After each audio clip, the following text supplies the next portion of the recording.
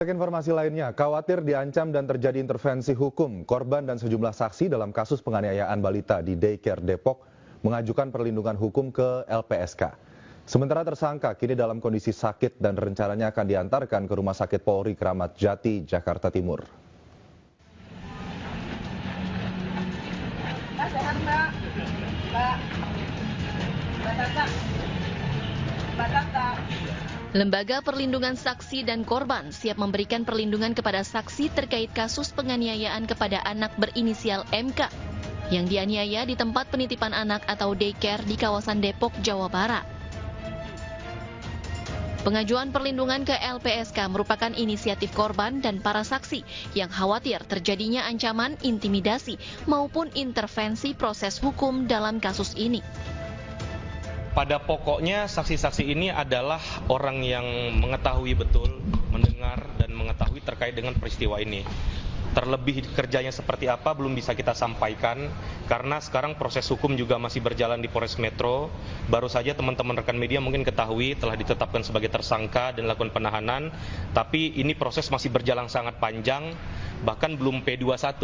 Maka oleh sebab itu kita masih sangat menjaga betul baik itu nama, pekerjaan maupun jumlah saksi yang saat ini hadir untuk meminta perlindungan.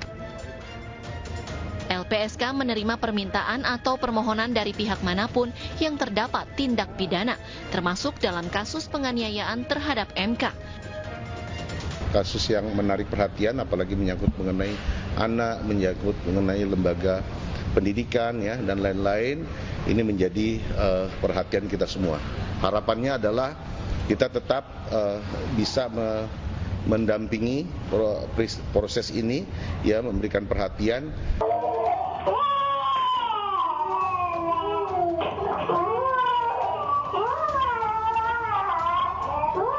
Sementara tersangka Meita Irianti, pemilik daycare sekaligus pelaku penganiayaan sejumlah balita di daycare miliknya, diketahui saat ditangkap sedang dalam keadaan kurang sehat dan tengah dalam kondisi hamil 4 bulan. Pihak kepolisian Polres Metro Depok berencana membantarkan tersangka ke Rumah Sakit Kramat Jati, Jakarta Timur untuk pemulihan kesehatannya. Meski dilakukan pembantaran, namun polisi menyebut proses hukum terhadap tindak pidana yang dilakukan tetap berjalan. Tapi keterangan awal sudah kita peroleh cukup untuk melanjutkan penyidikannya, dan saat ini tersangka dalam kondisi kurang sehat, kemungkinan besar akan kita bantarkan. Kalau pembantaran itu kan gini, misalnya masa penahanan 20 hari ya, penahanan pertama kan 20 hari. Kalau dia dibantarkannya di hari ketiga gitu ya. Berarti mulai dari dibantarkan itu sampai dengan dia kembali lagi ke tahanan, penahanannya berhenti. Bukan berarti tidak ditahan ya, maksudnya hitungannya berhenti. Jadi misalnya dia tahan 1, 2, 3, 4 gitu ya, masuk lagi hari keempat, penahanannya dilanjutkan hitungannya keempat, kelima.